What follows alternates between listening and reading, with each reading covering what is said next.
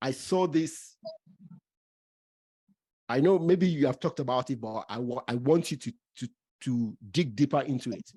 You wrote it on your profile, on your LinkedIn profile. I'm a marathoner at life, and all I do is run. Yeah? Yeah. So tell my audience more about it. I've been running, and I will keep running. And that is more like my own personal mantra and my own personalization of taking your success on a journey. Yeah. When you run, okay, and literally I've been running marathons. Oh, okay. I mean, I've done 10 kilometers, I've done 20 kilometers. Interesting. I think the highest I did was like a 22 kilometer. Wow. In fact, I have a participant's medal for running non-stop for the Access Bank Marathon that happened last year in Lagos. Very good. I slept in Lekki over the sky just to run for this marathon. Wow. Yeah. So it's one of the things I'm so proud of. Yeah. You should be. Yeah. So I've been literally running like that. And you know, when you're running a marathon, it is different from when you're running a 100-meter race. Yeah, it's sprint. Yes. It is called an endurance race. Yeah. And that is the race of building anything that is meaningful in life. Amen. It's nothing. And that is why I don't feel success is a place. Success is something you pick. Success is every single day. The day you wake up and don't feel like it, you're moving. Because when you're running a marathon, even if you don't feel like it, for you to earn a medal, not even whether gold, silver, or bronze, for you to earn a medal, you must run the race and finish it. Yeah. If you will get a medal. So the race is the success. You get? Yeah. So when I say I'm a marathoner at life, outside of the fact that I literally run a marathon. Yes. It also like means that is how I am actually necessarily committed to every single thing I'm doing. I must see to the end of this. Amen. I like that. It started from architecture. In my 400 levels, I told you I was in an existential crisis that started in 300 level.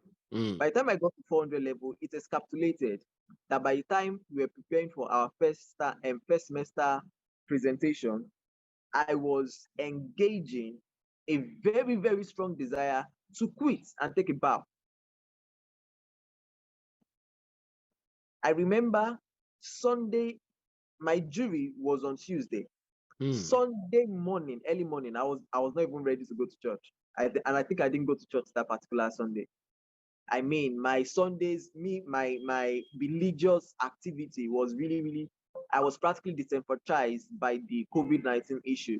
Because during that COVID-19, well, it started before the COVID-19 period. Since my existential crisis came into being, I've not been really consistent with these things, services, because I was trying to find answers that were different from what I was just being taught in church. You get? Yeah. So, but right now, I'm committed to spiritual leadership actually, right now. Okay. And even at this moment, the way I hold God is even tighter than I held God before I went into existential crisis. Okay. So, but the point was, that particular Sunday, I had like loads of work. If you know architecture, we are drawing, you are bringing something that you have not seen. You're materializing it into reality. Yeah. And then you're also modeling it out. Yeah. Something that, so I was preparing for, and this time around, the course was a 6-unit course. it was no longer 4 units that we used to, because we're now in our penultimate. Yeah. And so I was now like, okay, I was preparing. And one of the things, 400 level was crazy because I was coming with a very, very different way and approach to the way presentations have been done in my school for like the past, since it was founded. Okay. My cumulative assessment was poor, especially on studio. In my 400 level first semester, my life was practically on the edge because there was no board meeting, lecturers meeting that were my name was not mentioned. To be very honest, like I see lecturers saying that, Feromi, you are not doing us proud. They come to class, they will be lecturing, they'll be like, are you sure you want to graduate? My class lecturer, that was what it was like. It became when anytime we are done from lectures, my classmates will go on the stage and joke about graduate. That was how it was. And please note the fact that I was a teenager. Yeah. In my head, these people are not understanding what is going on. So see, I understand because I was a teenager most of my university days when I got my first degree. Yes. You can see what I'm saying. So they were not understanding what was going on. I was trying my best to be at my best. So that particular Sunday, number one, I started with trying to bring up something that was different from what was normal. Then at the point, it was 2 days to the presentation that was going to determine whether I was going to be this thing. And in my mind, I was like, whatever the result of the presentation, I'm not coming back to this school because for certain semester I'll be going to IT. Wow, you want to quit? I'm quitting. In fact, everybody that were my all mates, I've told them that they should forget about seeing me after ITO, that IT period, I mean, I'm using it to run away. that was how it was. So, but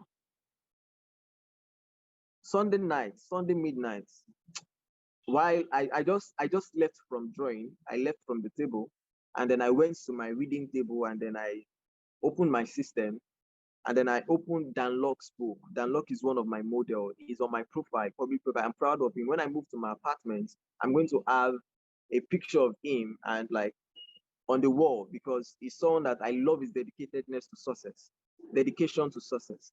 So like I was reading his book, FU Money. I think I was reading it for like maybe the 3rd or 4th time. That's dedication. I'm telling you. Yeah, for you to read a book over and over and over again. That's dedication. Yes. So this time around, as I was reading, for the first time, I was reading a particular part that spoke to me in a different kind of way. And I was like, wait, are you actually saying that? I saw a scenario. Remember, before then, I said I'm dropping out of this thing. Yeah. So I now saw that he said, okay, someone created, started a company out of something that was a pain to him, but he stayed through the pain and got out of the pain. Yeah. So he now created a solution. And funny enough, I think it had to do with architecture too. He now created a solution for people who were going through that pain for them to be able to scale. And then he now has like a multi-million-dollar company.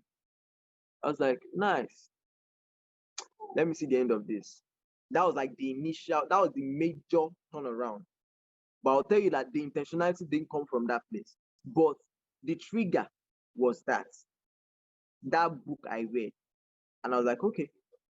I stood up from that book and I went back to my drawing board and I said, I was going to do this. I was going to see the end of this.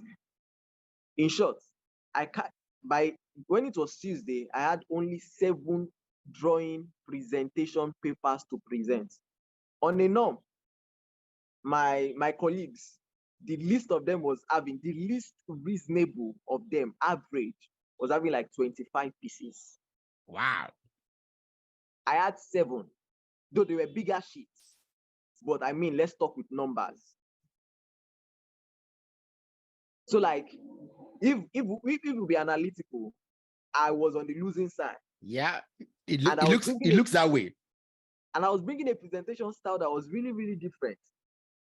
probably they've not even seen. It is something that is they use in other climes or presentation. That is why I'm actually bringing it. But nobody had dared do it in my set. So I presented. And would you believe that both lecturers that juried me graded me A? However, as a result of my cumulative, I was averaged back to a B. Don't worry. But you know what got me? I was so like, wow. And that's like one of the foundations of I'm going to see through this. Yeah. And I've made a post about it. That is the marathoner mindset. We are not going into the game to win the game for gold. No, we are going to finish. And if we finish with a B, it is better than not finishing. And that is what I say. I'm a marathoner at life, and all I do is run. So if I say I have a project, and even in the 9 minutes of the project, and I'm like, bro, this realistically, let's talk about this thing. This thing is not turning out the way we want it to be. I want to see to the end of it before I drop my pen and say, okay, at least we got a B. Then again, you have a lot of things to bring to your mates. Okay. Yes, I know the circumstances that you have gone through. Most people around your age who have gone to school have also gone through it. But what I see about you is that you think through things, and you have gathered mentors around you through books, okay, that have guided you, okay, and you have also done something special. You have created something out of the solution, you know, and you're doing something at your age. That's fantastic. That's fantastic. I'm proud of you. I'm proud to know you. I really appreciate that, sir. I do appreciate that. I'm very proud to know you, you know.